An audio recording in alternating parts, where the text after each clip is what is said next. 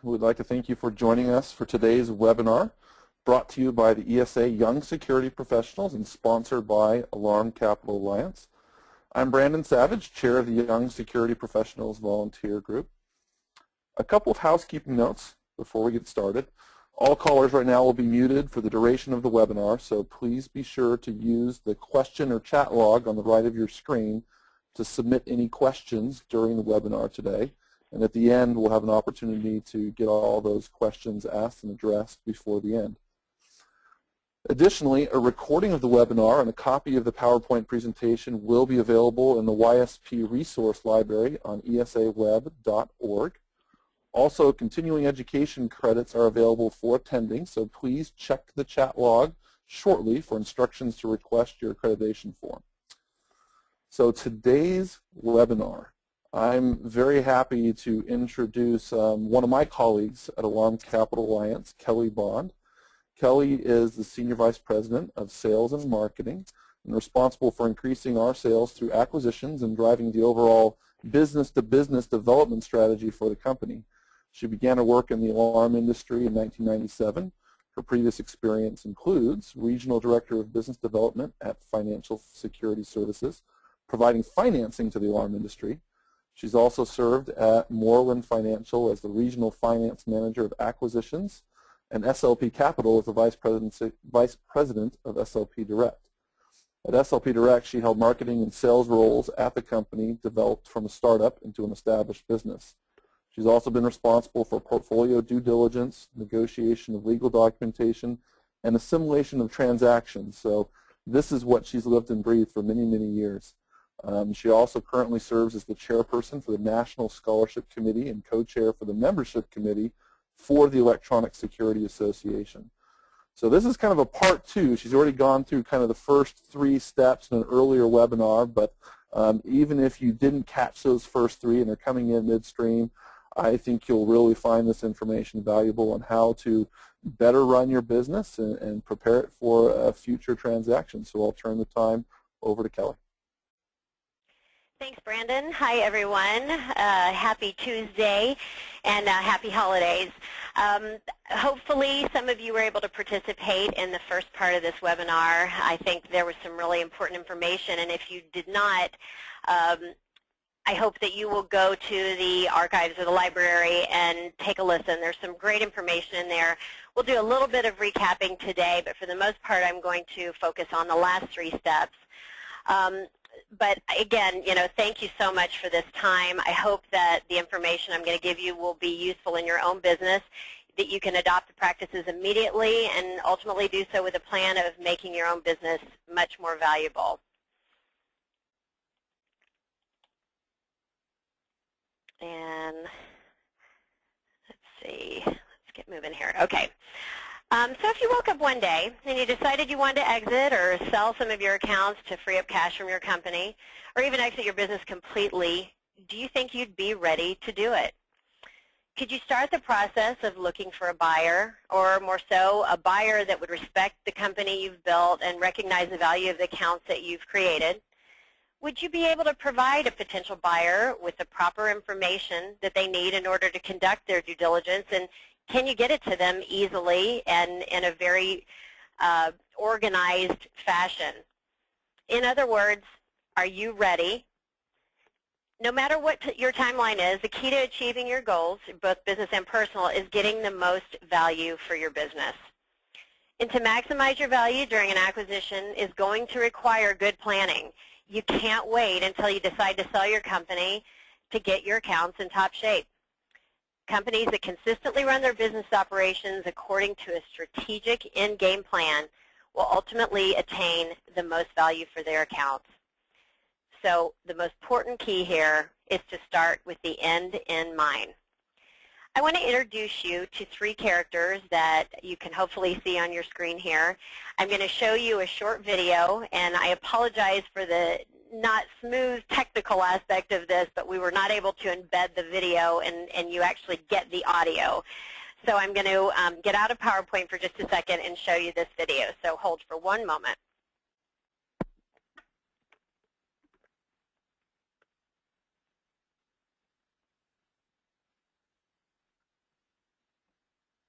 You're in the home security business. What you offer isn't even measurable. After all, how do you measure a sigh of relief?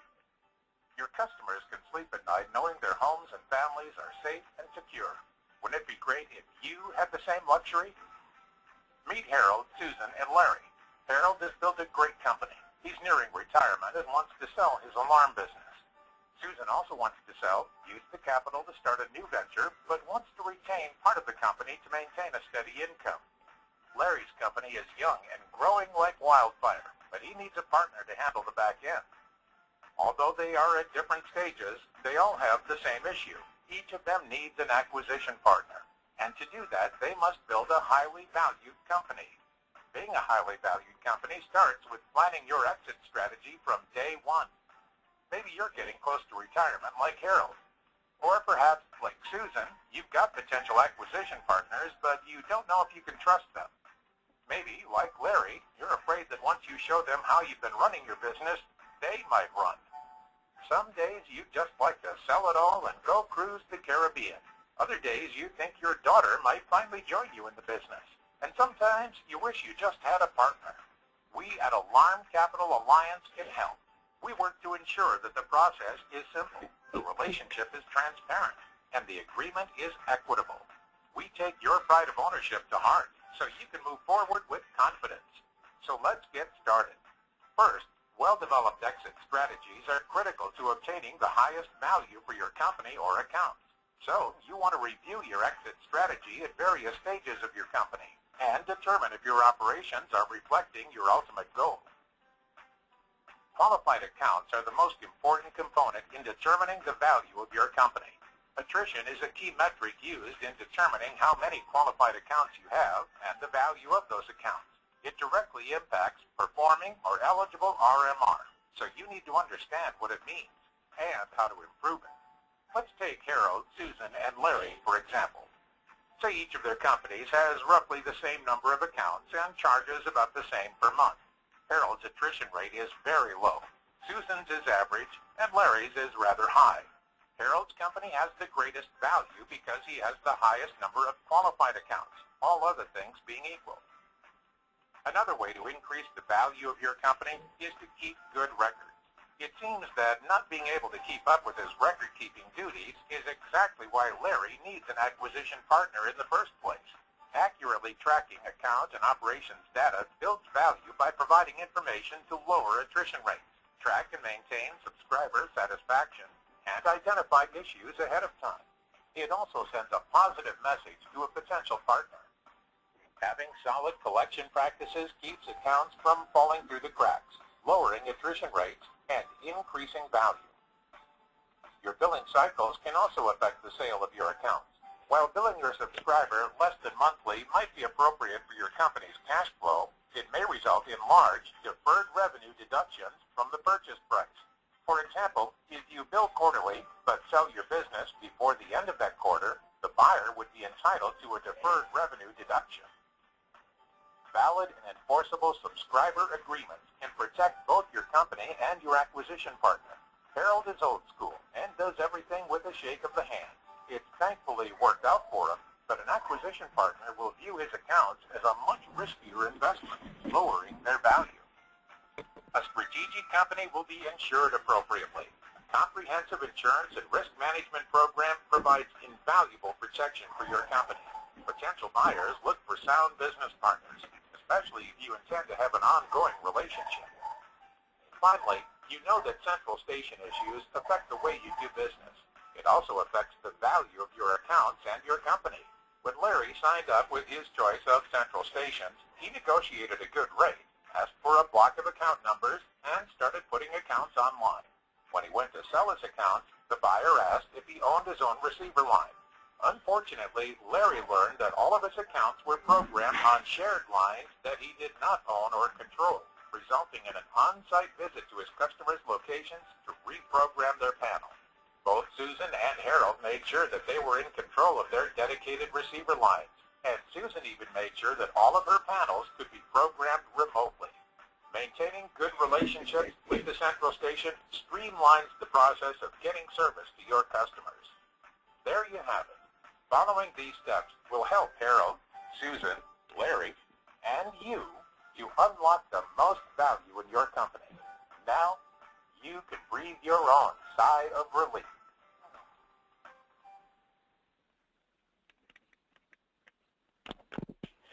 Okay, let me get us back to our PowerPoint now.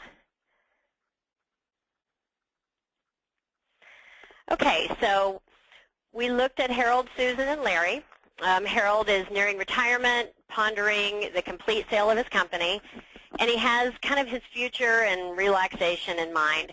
Susan envisions further capitalizing on her successful company or potentially starting a new venture, but she wants debt-free capital to be able to do this. And then Larry, like his company, he's young and ambitious, and his business is growing very, very quickly, but he really needs a partner that can help him handle the load on the back end. While these companies are at different stages, their problem really remains the same. How do they find the right financial partner? One that can appreciate the hard work and the dedication that they've already put in and that it will take for them to really be successful in this industry. And it does start by building a highly valued company. So last month we discussed the first 3 of the 6 keys to building the highly valued company. The first 3, just to cover very quickly, planning your growth and exit strategy, monitoring and managing your attrition, and adopting and following standard operating procedures. And today we're going to make sure that your accounts have valid subscriber agreements, that you're managing your installation and monitoring to facilitate account transfers, and to mitigate risk with the right types and amounts of insurance. Adhering to these 6 keys will really help you increase the value of your company and your accounts. Implementing all of them will help you to build that business that potential buyers or partners are really going to want to invest in. The next key that we're going to talk about is making sure that your accounts have valid subscriber agreements. This is something that we can spend a lot of time on, and in all of my years in the business, I'm really amazed and shocked sometimes at what I come across as I am working with new potential partners or companies that just need some help getting things in order. Nothing is more important than your subscriber agreements. That is literally what you are selling. There is value in your business in some cases, but most buyers in the industry, they are looking at your subscriber accounts. So valid and enforceable subscriber agreements are not only going to help establish your qualified account base, but they're critical to protecting both your company and the potential buyer before, during, and after the sale. So let's take Harold, for instance. He did everything the old-fashioned way with a shake of a hand, and it worked for him so far, but when it comes time for him to sell his accounts, without that contract, a buyer is going to view his accounts as a much riskier investment if they're going to be interested at all. So I want to talk about some things, and I'm not going to go through all of these line items. I'm going to kind of talk about some high-level things that you want to make sure that you're including, but do please take a look at this list. Make some quick notes. Again, this will be available to you after this webinar. But these are just a few things that you want to be absolutely sure are included in your contracts. You're going to want to make sure that they comply with the state and federal laws pertaining to consumer contracts for residential accounts. Without those meeting the minimum legal requirements, these contracts could be completely worthless. At a minimum, each and every account you want to sell must have a valid subscriber agreement that's dated and signed by the subscriber and the salesperson or a qualified company representative. It must include all of the necessary information that I've listed at the top: the date, the subscriber's name, their site address, monthly billing amount, and phone number. And you want to make sure that this is legible. So make sure your salespeople are actually writing information that you can read, that anyone that sees the contract can read. It should include language that's limiting your company's potential legal responsibility to the subscriber and its insurer. You want to make sure that the contracts for the residential alarm services that are signed anywhere other than at your company's offices must include the 3-day right to cancel. You may have also heard it called 3-day right of rescission, and the Federal Trade Commission calls it the cooling off rule. So subscriber agreements, again, that are not signed at your office must include a 3-day right to cancel. Typically, we see this in a separate form. You want to make sure that you keep that form with the contract. You leave 2 copies of it with the subscriber and make sure that they've got it, and if they send it to you, you apply it. There are some contracts where we will see this added to the first page. As long as you follow the state guidelines, that is okay in some states, but please try to follow the state guidelines. There are some buyers that will not buy accounts that do not have the 3-day right of rescission in the file. You know, if you fail to follow the state and federal laws, the contract could be voidable by the subscriber much later, you know, not even in those first 3 days, but 6 months or 6 years from now, if they decide they want out of the contract and for some reason you don't want them out, they may be able to find a loophole, and the 3-day right to cancel is certainly one of them.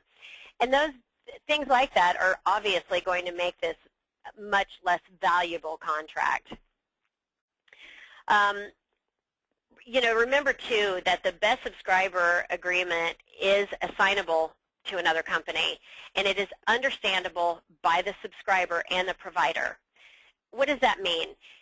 So let's say you've got a salesman that is sitting in the home with, or at a business with a potential subscriber, and they'd like to talk through the contract with you, and it will happen. Your people and yourself, you should understand what your contract says.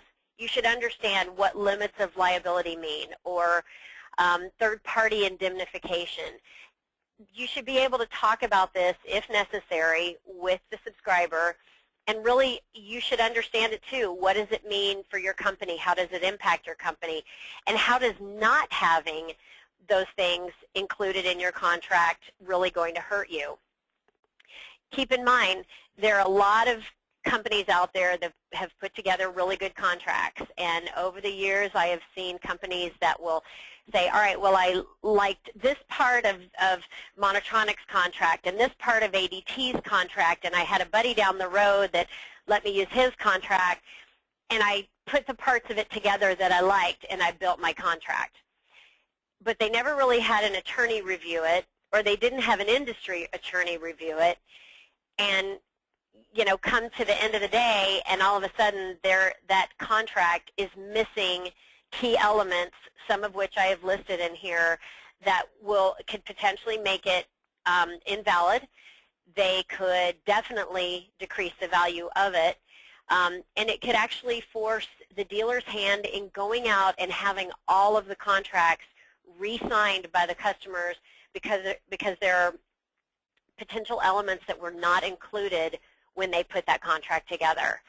So in addition to making sure all of these elements are included in your contract, definitely go through your own contracts, do your own due diligence on them, check for each version of contract that you have ever used, go take those to an industry attorney, have them reviewed. Do it periodically. You know, annually may be too often, but biannually is probably a good idea.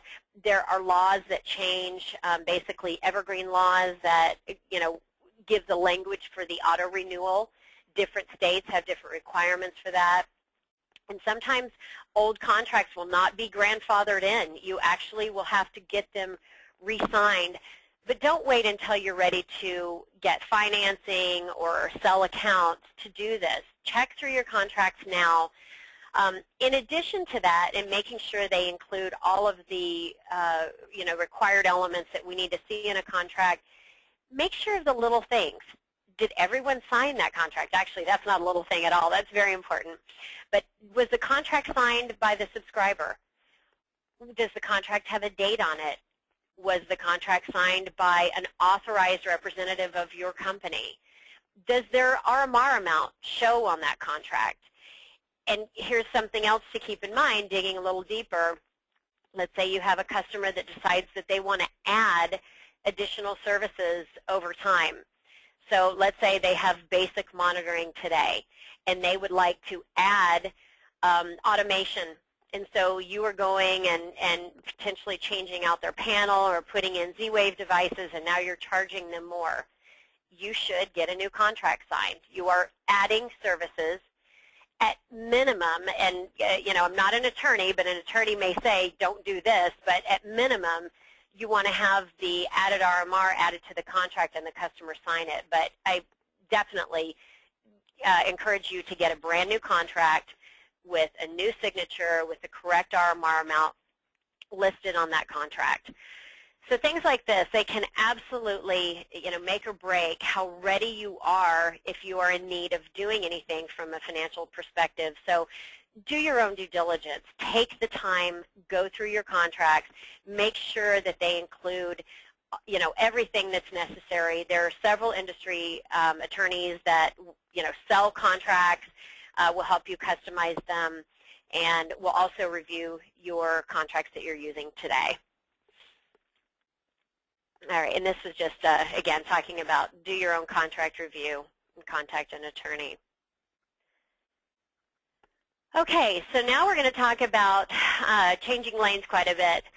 Will be your central station and how your accounts are set up. So, even if you don't have any intention of doing anything today, and again, the focus of this is kind of on the end game and your exit strategy, but if you don't have, even if you don't have any intention of doing anything in the near future, there are elements of your business that are going to make it easier for you to just be in business. So one of the things that has always been a hot button for me is the central station and how you are set up at the central station. There are certain things that you want to make sure that you have included as a part of, everything you're doing with the central station. The first thing being, do you own your own receiver lines? If you do, fantastic, and make sure that you know what accounts are on those lines if you own more than one. Make sure that you actually do own the number, that if you decide to change central stations for any reason, that is a portable number that you can take with you, that there's no reason that you would not be able to, to continue to have that toll-free number so that you can swing it if necessary.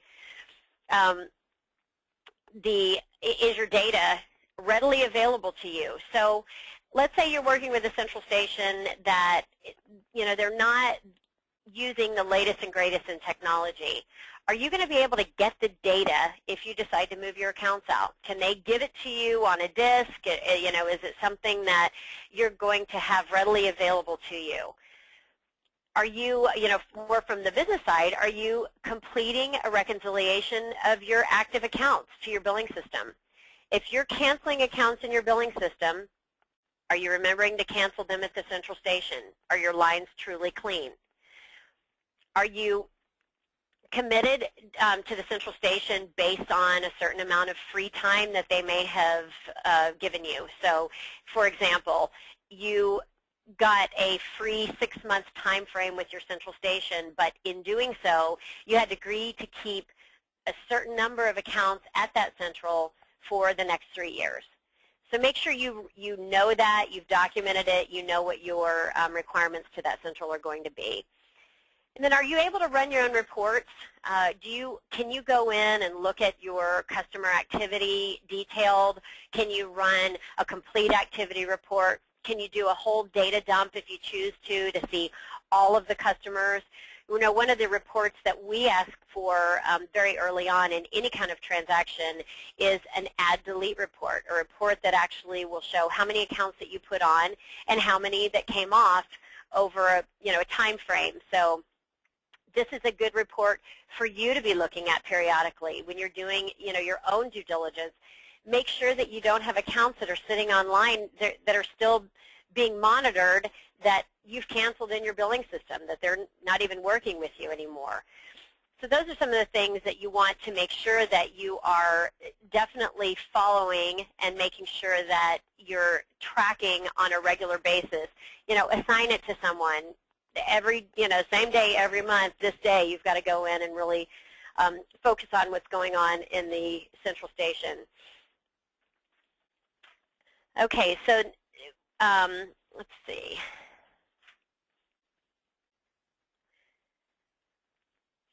Okay, so next thing I want to talk to you a little bit about is just how you're doing your installs and, you know, the panel types that you're putting in. And even though we talked about this in the first series, I think it's important to talk about again here as well.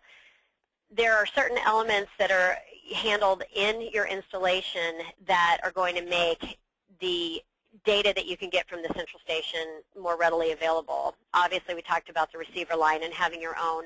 But you also want to make sure that in the installations that you're actually doing everything that you can with the panels, if it's, you know, including a chip or turning something on or, you know, whatever the case may be, so that you can actually access these panels remotely. If you do need to move accounts from one receiver line to another, it certainly would be nice if you don't have to make a site visit. So something else to keep in mind, make sure that you do set up your panels so that you can dial into them. You also, you know, again, making sure that you're standardizing your equipment. We talked about this a little bit before, but, you know, using kind of whatever's on sale that week is definitely going to be detrimental to your business. It's going to hurt you in a few ways. You're going to have technicians that may not really know how to service those panels or may not know how to do a fully functional installation to make things easy down the road. And then when the time comes for a buyer to take a look at those same accounts, you know, they're going to see kind of a mishmash of panel types that you haven't really been consistent with.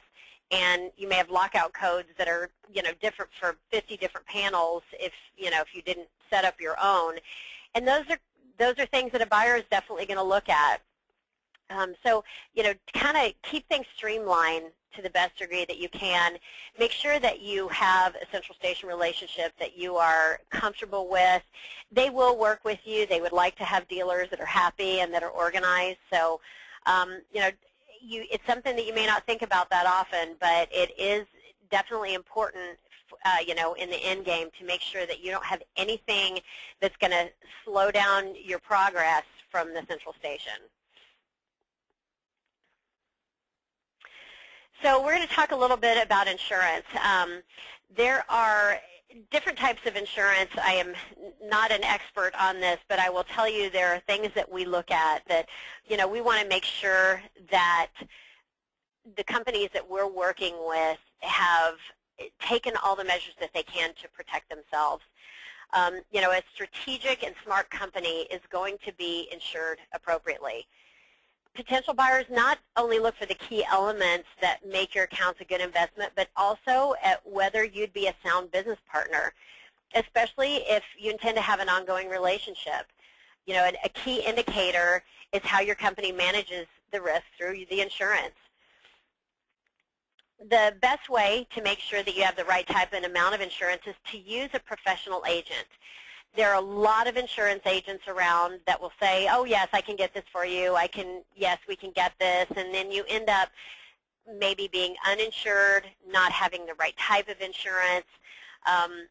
You know, you definitely want to use somebody that understands our industry, and a consultation with an insurance agent that can help examine your exposure and risk is going to help you develop an insurance program that will adequately protect you and the company and really the potential buyer as well.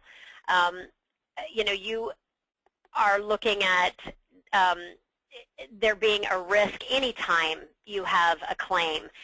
But if you are not fully covered and there's a claim, it could put you out of business.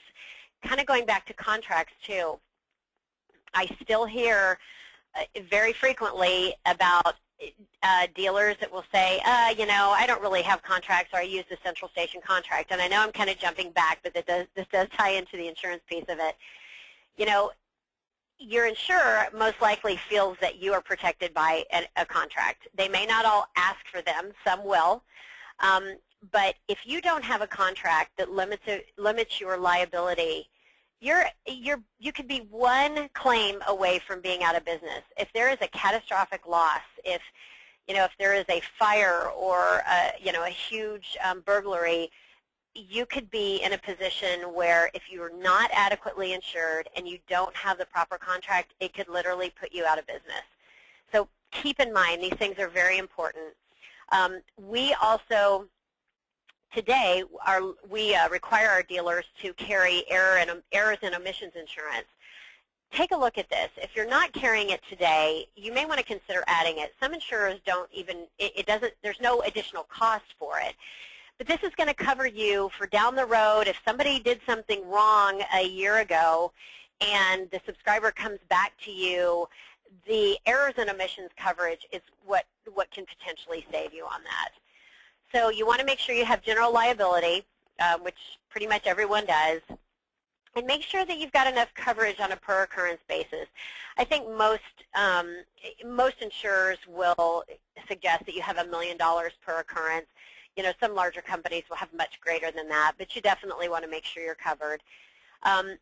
Workman's compensation. Almost every day I have a conversation with a company that says, oh, well, we don't carry it because, you know, X, Y, or Z. It's not required in our state. Well, take a look online. Every state requires it in some form or fashion based on who you have as an employee, and even sometimes if it's somebody that's just working for you part-time, or they're not getting benefits, or whatever the case may be, make sure you take a look and know what's required for your state. It's another thing that you don't want to have the risk of not being covered.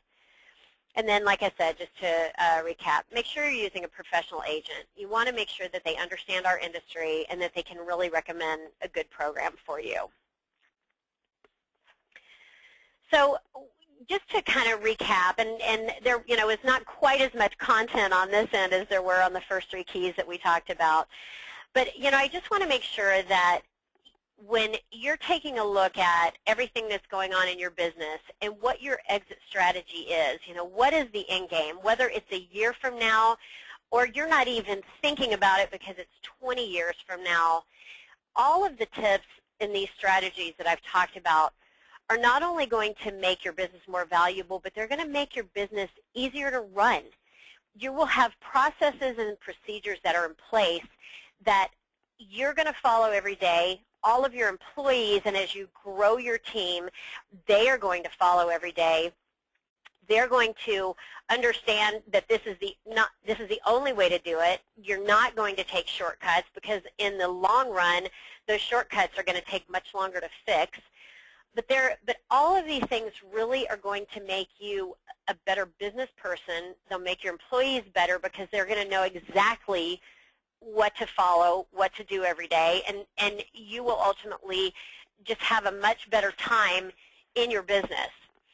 We're at ACA, we're here to help. We talk with a lot of dealers that are not ready to do anything today, but they know that we understand this business. We've completed over 750 acquisitions. All of them looked different. Today they look even more different, but we have a lot of flexibility in our approach. We have talked with dealers and worked with dealers that had 10,000 accounts and dealers that have 100 accounts. We work with companies that are selling 5 accounts through the dealer program per month, and some that are selling 400 per month. So we've definitely gotten to know the ins and outs of the industry very well.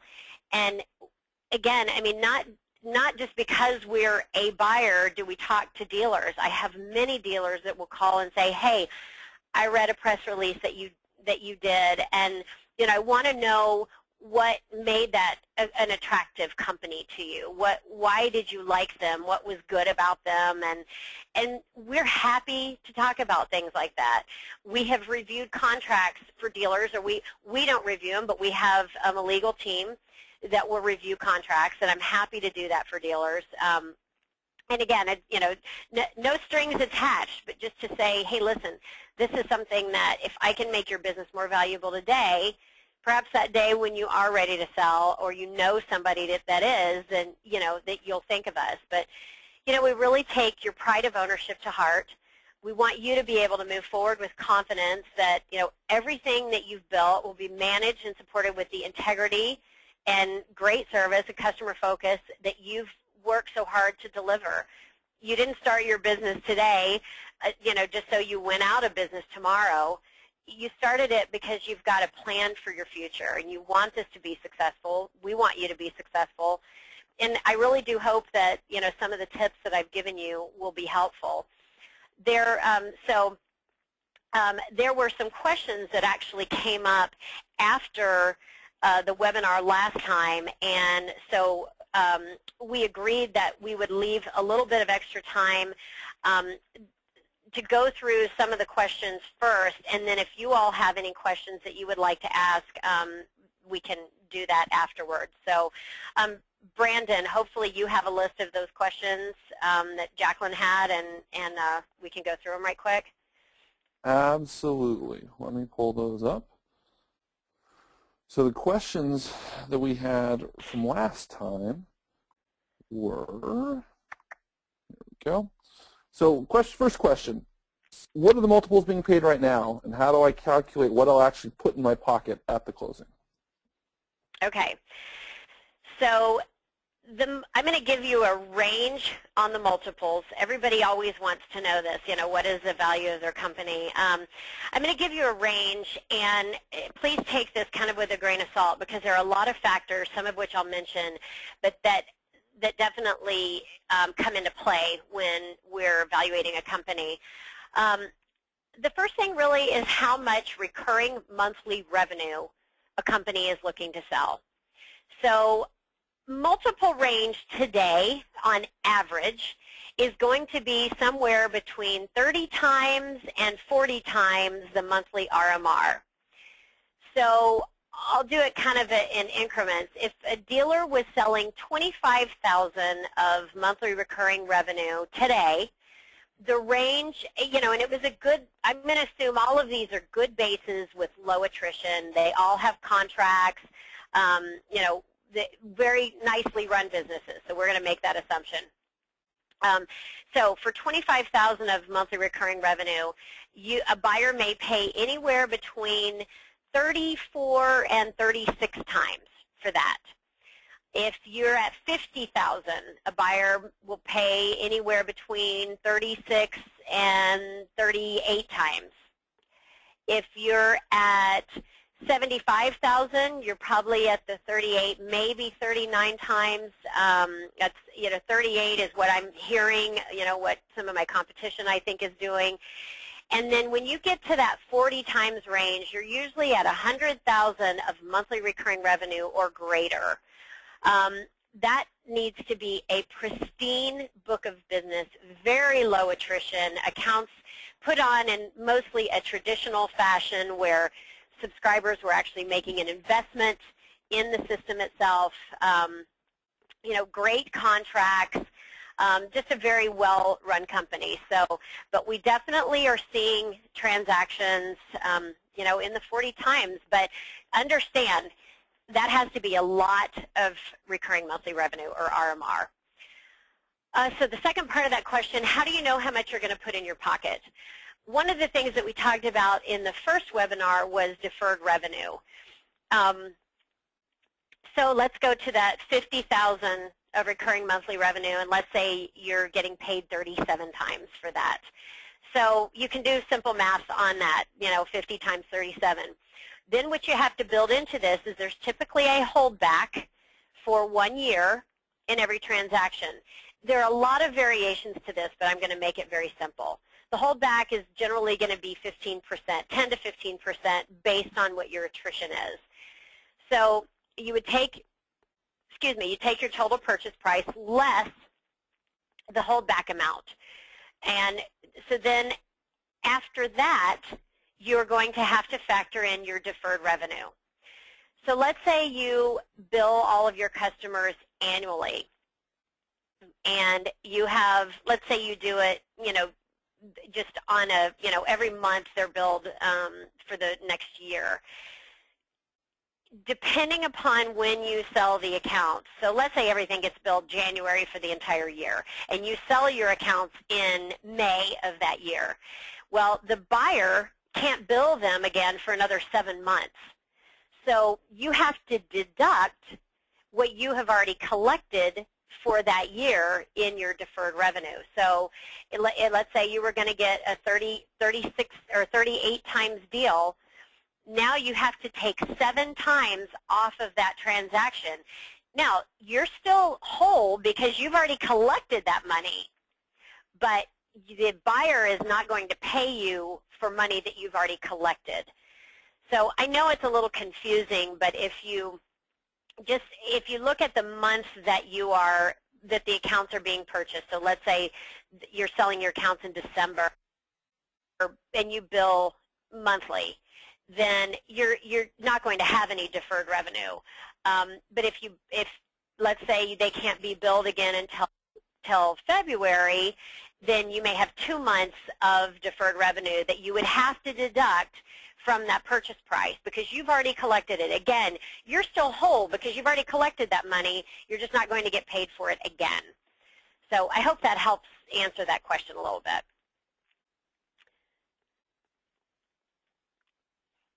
So do you want to move on to the next question? Okay. Yep, I'm just getting myself off of mute. Okay, the next question is, how, I think you probably answered this, so how do I know what my company is worth? I think you've kind of covered that. So the next one, I own my own central station. Is the buyer going to keep it open or shut it down? Okay. Before I go to the central station one, a couple more comments that I want to make on the value of your business. Another question that I often get is, I have month-to-month contracts, or they're already in their renewal period. This may matter to some buyers more than it does to others. When we are doing our due diligence, we love to see a seasoned base of accounts, so accounts that are very likely out of their original term and may be in a renewal phase that may only be month-to-month. But we look at the history, at the payment history, how long they've been online, and what the overall company attrition is. That short month-to-month time frame may really not have much of an impact at all on your purchase price, especially if your attrition is extremely low and the payment history has been good with the customers. A couple other things that will lead into increasing the value of your company are geographic locations. Are you somewhere where you have tried to kind of encapsulate a region where you're doing business? Maybe it's 50 or 60 miles outside of your office area, and not further than that. So you don't have accounts that are 2 hours away, so that somebody doing a service call has a 2-hour drive ahead of them. Things like that you can do that will add more value to the company. Those are very important. Again, having good payment history, really keeping that attrition as low as possible, those are things that are definitely going to add value. Okay, so moving on to the central station. For those that have their own central station, it really depends on who the buyer is. If you are being bought by the next alarm company down the road and they don't have their own central station, and you're both large enough that financially it makes sense to keep it open, somebody may keep it open. If it's a large enough central, and if it is UL certified and listed, and you have kept up to date on technology, a buyer may want to keep that open. They may opt to do so because it makes sense for them. It makes sense to have a regional presence somewhere. If you are a smaller company, when I say, let me rephrase that. If you have fewer than, let's say, 5,000 accounts and you're not UL listed, I would say in most cases a buyer is probably not going to keep, a national buyer is not going to keep your central station open. If you're working with, large national buyers that already have their own central station, or have, they have a central station agreement that, that is pretty well defined, and they have all of the latest technology available to them, most likely they would shut the central station down. But every deal is different, so we have to leave that one open-ended because it really kind of depends on who the buyer would be.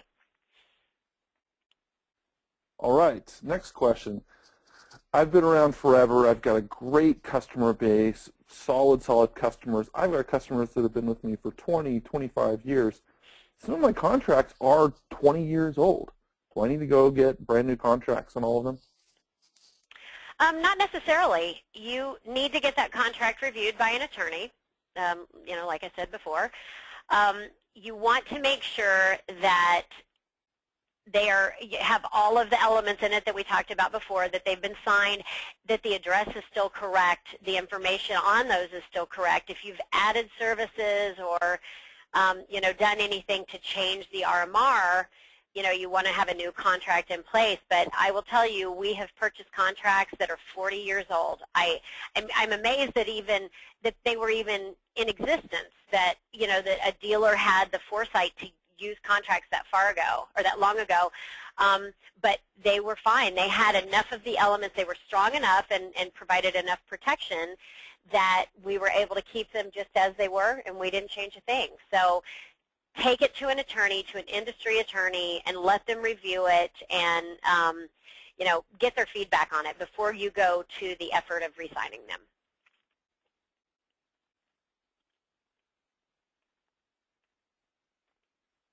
Fantastic. Okay, next question is, I hear about this due diligence process. What should I expect in due diligence? In due diligence, if you have run an organized company, if you're following some of the tips that I've shared with you, due diligence will not be horrible. But when you are going through due diligence, you are likely to learn more about your company than you've known about it since the day you opened the doors. You are going to find things that you didn't even know had occurred. There will be surprises inevitably. Hopefully they're really small and good surprises, but you should expect that someone is going to look at your financials. Someone is going to look at tax returns. They are going to want to see all of your subscriber agreements. They are going to want to see your service records. And I will tell you too, having a very easy-to-use software program is extremely important. QuickBooks is very common in our industry, and we frankly like it a lot because it's really easy for us to pull reports out of from the billing perspective. Service, there's not a lot of companies that are using the service module on it, but the ones that do seem to like it fairly well. But QuickBooks does have a good reporting system, but you've got to be prepared for a buyer to look through everything, look through all of your billing data, to ask for you to run reports, to ask for, numbers of service calls, to look at your attrition very, very closely. I mean, you really, just have to kind of open the doors and open the files. But if you've planned things well, it shouldn't be difficult. If any of you would like to see a due diligence checklist that we use, I'd be happy to share it with you. You've got my contact information.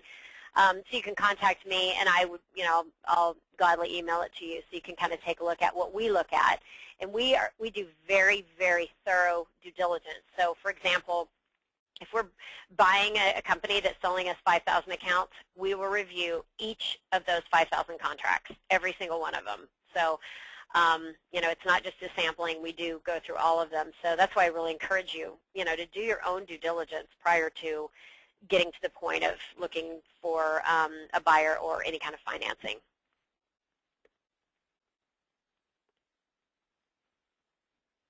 All right, I think that's all the questions we have so far. If anyone else has any questions, real quickly, go to the right hand and enter in your question. Anything you'd like to say to kind of wrap things up, Kelly? Just to say that this is a pretty exciting time in our industry. Multiples are higher than I have seen them since I've been in the industry. We've got much more savvy buyers and sellers and partners. I'm seeing a lot of interesting things happen in the industry as far as, some of the alliances that are being built. With the new technology that's available, I think it's an exciting time for our industry.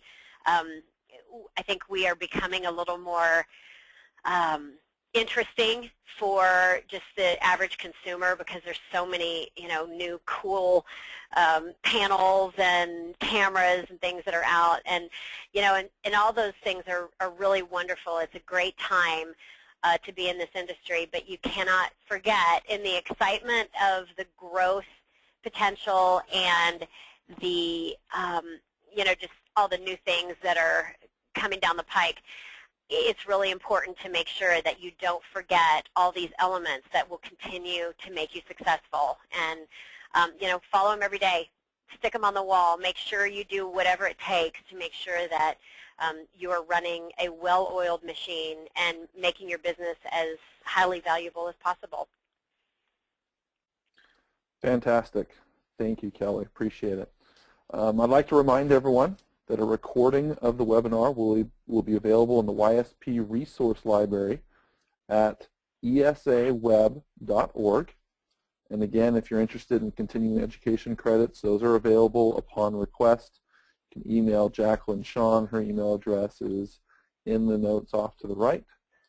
Also, we encourage you to keep the conversation going by joining the Young Security Professional group pages on LinkedIn and Facebook. If you have not already done so, please do so. Also, we have usually 4 activities every year. Our next big activity is in January at the ESA Leadership Summit. The theme of that summit this year is Fueling Your Company's Growth. It will be held January 19th through the 22nd in Orlando, Florida. And the theme, as I said, Fueling Your Company Growth is going to focus on, first, linking up with other industry professionals, to learning from experts outside of the security industry. For any of you that went to ESX in Tennessee this summer, we had quite a few outside speakers, and it was really well received, and we're trying to continue that theme. And third, to lead your company with actionable takeaways. So feel free to visit www.esa-summit.com for more information. The hotel block is filling up quickly. If you are planning on going and haven't reserved a hotel, please go on there and do so. There's great rates there at the Rosen Hotel where the conference will be. I think they're about $150 a night, which is pretty good for that general area down there. Once again, thank everyone for participating in today's webinar, particularly Kelly and Alarm Capital Alliance. We appreciate your time. Hope you found this content useful. Please provide feedback. Reach out to Kelly if you have any questions. We hope you enjoy the rest of your day. Thank you very much.